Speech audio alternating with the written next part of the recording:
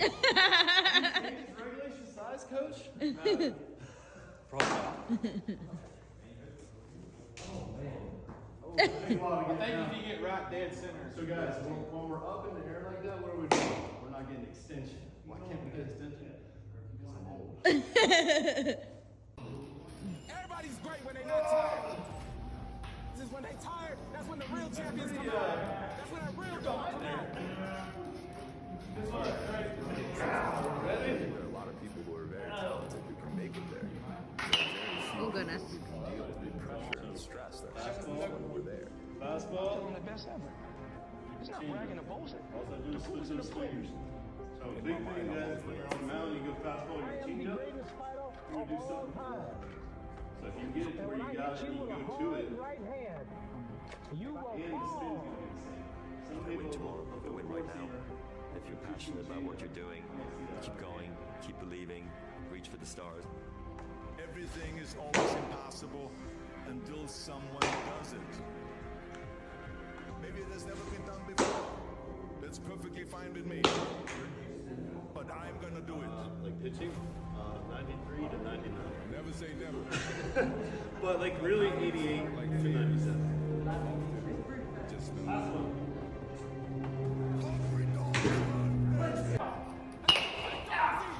I'm scared. If you look at the greats in any walk of life, the greats do things when they don't always want to. And that's the separation. It means you have to be more disciplined and not disciplined. I wanted to be the best I could be, period. I was waiting for you to smile at some of the compliments. You didn't. Smiling doesn't win you gold medals. I'm too fast, I'm too slow, and I'm gonna show everybody out there watching this show and the whole world, and the world will bow and admit that More. I'm the greatest of all time when you see what I do to George Foreman. I believe that whatever I put my mind to, if I'm willing to make sacrifices, I can achieve absolutely anything. I'm the best ever. I'm the most brutal and vicious and most ruthless champion.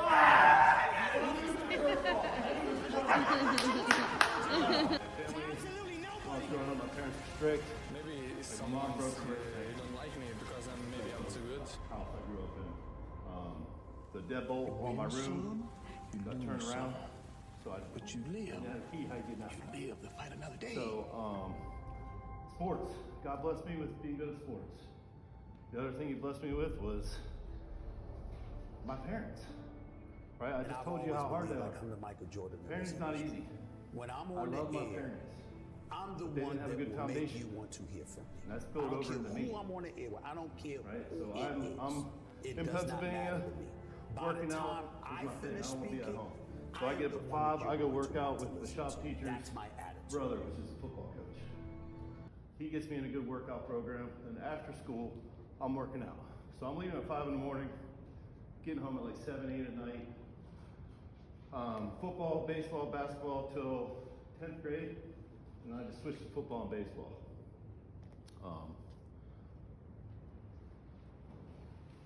Get drafted the day I graduate, get drafted by the Braves. So get shipped to spring training. Now I'm with all these other dudes that have some foundation, some of them don't. Some of them are drinking, some of them not. I didn't get into that stuff. My parents are strict. Like, I would get beat if I did any of that stuff. That being said, that probably wasn't the best thing either. Because when you tell people not to do something, what are they going to do? And I know this as being a parent, and I know this as wanting to serve Jesus now. I think to myself, when I frustrated my parents, or when my kids frustrate me, how when I'm not following Jesus, how that must feel to him. Hurts my heart when my kids don't get what I'm trying to say. It's gonna hurt my heart if nobody in here hears what I'm saying. Because I had guys talk to me like I'm talking to you, and I sat there like, what a loser, like that ain't gonna happen to me, right? 2015 comes around, so 2001 I get drafted. I don't even think you guys were thought of then.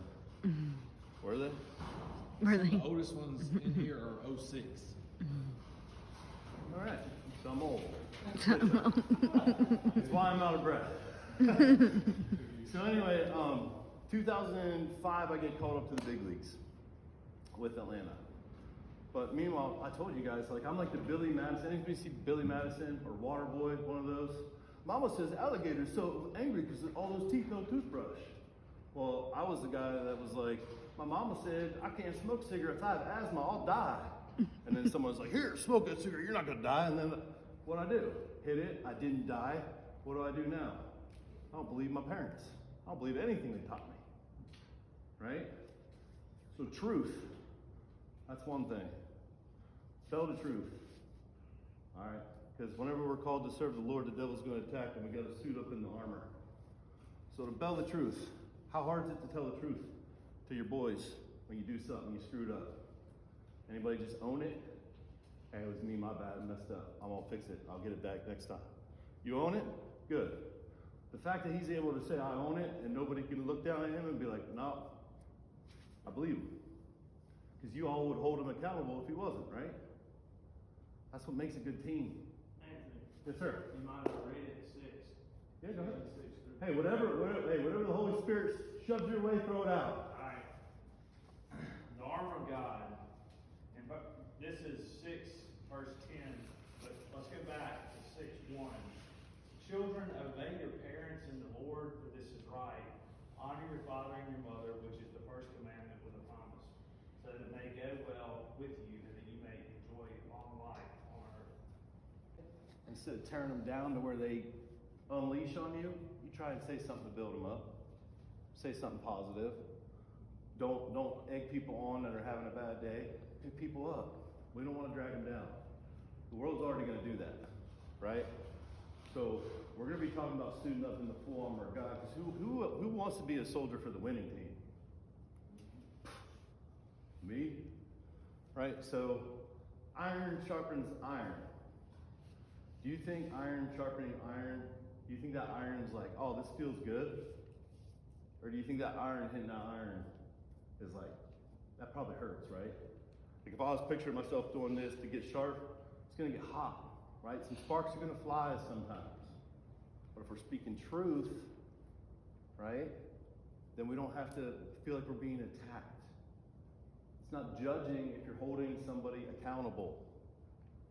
Nobody holds anybody accountable nowadays. Because if you feel like it's gonna hurt their feelings, guess what? The truth hurts. If you're slacking and someone says, hey man, you're slacking, you need to pick it up, and you get a bad attitude, that's not the right way to be. That's not a good foundation. That's not a good team member. It's not being a good teammate. And so what I'm gonna tell you guys is I put the Atlanta Braves, I put baseball at the ceiling, right? That's what I wanna achieve. I messed up. I should have put Jesus there. Why is that? Because when I got to the top, guess what? I started hitting cruise control. Oh, I made it. Then what happens? The world started doing this, that. 2005, Tim Hudson came from Oakland to Atlanta when I got called up, and he was like, oh, you need a place to live? And I was like, I knew who he was. He didn't know who I was. I was like, yes, sir. And he's the one that showed me a whole different family than what I grew up in. He's telling his kids he loves them. He's putting them to bed. I'm in the basement drinking beer. Like, what are you doing, bro? He's like, man, I got kids. I got to put them to bed. I was like, what? And he's like telling me he loves them. You tell your kids you love them? Like, what? I didn't know any of this stuff. And so I get sent to spring training, get called up to the big leagues, and then all the guys that I looked up to, like most of them were drinking and partying and stuff. So I'm like, yeah, this is what we're supposed to do. Made it, yeah. So from 2005, 2015, 6 to 24 beers every night. So for those 10 years, there was 1 month out of those 10 years where I did not drink. And it might have been because I was sick or was traveling or something. Well, the doctor told me, hey, you chill out, your liver's showing signs of fatigue. Like even a doctor telling me it didn't matter. What did matter was whenever I filled myself up with everything from this world, cars, house, $1 million, wife, kids. I got a boy and a girl, they're outside with the dog. But I had everything that the world offered, but I was empty. I was still like, what is my purpose? This is redundant. It was baseball, party till the sun came up, go to bed, go to the field at lunchtime, work out, party, rinse and repeat, 10 years. Here, Japan, South Korea, everywhere. Everywhere I went. Just tried to satisfy me until I got to a point where it was like, it doesn't matter what I get, it's not satisfying me. I started to question God. Like, what's my purpose? Had plenty of easy signs, but the one that woke up my eyes was I broke my leg off the field. So 2015, I took a dual sport bike out. It wasn't running right. I was 2 handles of vodka deep, which was the norm. Like, I was drinking and driving all the time. Kids in the car, didn't matter. Go to the beer distributor, come on. Boop, drive. Is that a good dad? No. Am I saying that your dads are bad if they're doing that? No. All I'm saying is that they don't have a good foundation with the Lord, right?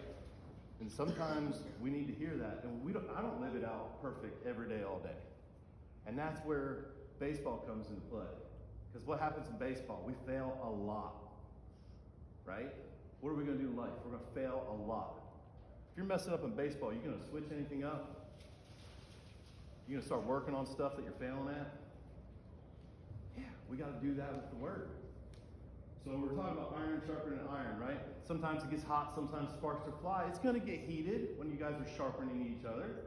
It's to be expected. But at the end of the day, if we're keeping God first and we love each other like He loves us, we're just holding each other accountable, and we're going to be the best team because of it. It's not easy. The truth isn't easy. Your sword is the Word. What's the Word? It's the Bible. It's the rock. You got to stand on the rock, right? So I was going into a spiritual battle. How many guys in here would go into battle with a toothpick?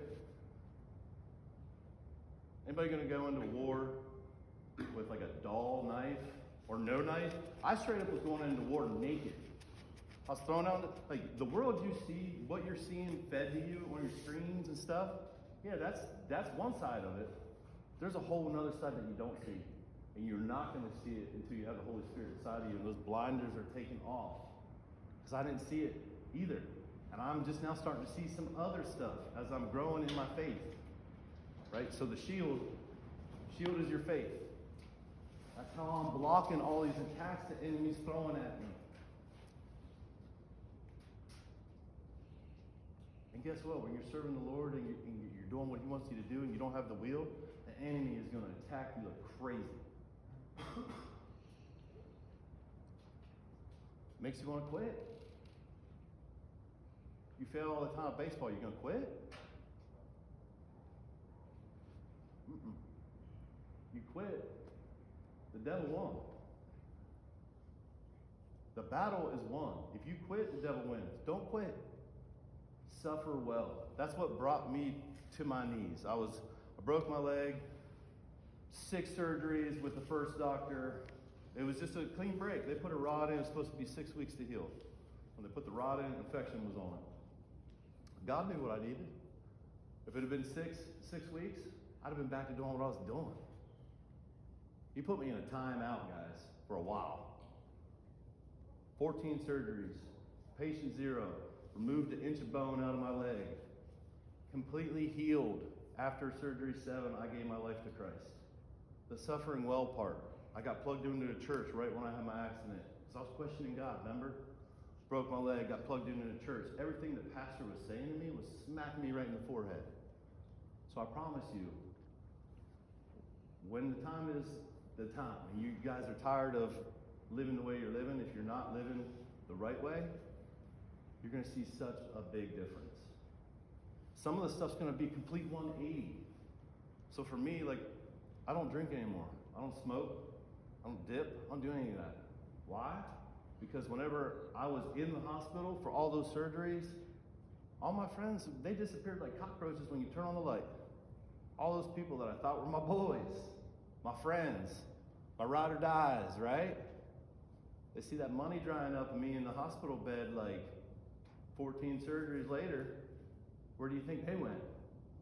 They moved on to the next lease to suck off of. Don't let people suck off you. You gotta pick each other up, especially in a team. Y'all are in it together. All of us are in this building together right now. We're all created in God's image, right? So, boots, it's part of the armor. Helps you to walk in peace. If you got everything built up, if you got the helmet of salvation on, you got everything built up, you got your armor on. That's the only way you're going to be able to move forward. God ain't going to let you move forward if you're attacked, if you're going to get attacked and be ran over, if you got him at the center of it. Now, if you don't have God at the center of it and you go, you better be ready to be run over, for sure. So patient 0, they remove an inch of bone out of my leg. I hear this church service, and it's about Jesus going to the cross, and he did nothing wrong. And here I am laying in bed. I did everything wrong. And I realized I can't heal myself. Like, I'm not invincible like I thought I was. And I told the doctor to cut my leg off. And he said, we're not there yet. And then she was like, you want to listen to this church service? So I was like, nope. Like, I want to be able to hear it. Like, I just woke up from surgery. I want to be able to understand it. I don't know if anybody have surgeries in here? When you wake up, it's kind of like everything's like moving a mile a minute. And I was like, I want to be able to understand it. Well, she set her phone over by the window, like by where that cage thing is. And 5 minutes later, it just started playing. I was kind of mad because I told her I didn't want it to play, so I kind of like turned and boom, she was right here. I was like, and she was like, I didn't touch it. It just started playing. And it was a sermon on how Jesus went to the cross and he did nothing wrong. But the thing that stuck out to me is suffer well. I was like, man, I did all this myself. Like, I deserve to be in this spot. Like, I'm not suffering well. God, if you can heal me, I'll tell everybody. Literally, that's all I said. From that day on, my life changed, boys. I broke down in that bed and I died to myself. I was my own God before that, not even realizing it. It was whatever I wanted to make me happy, whatever I wanted to manifest, make happen. I wanted to talk this guy into doing this for me or do that. I did it. And I didn't care about feelings or any of that stuff. If you guys can learn what I didn't learn early, if you can hear what I'm saying right now, and you haven't accepted Jesus,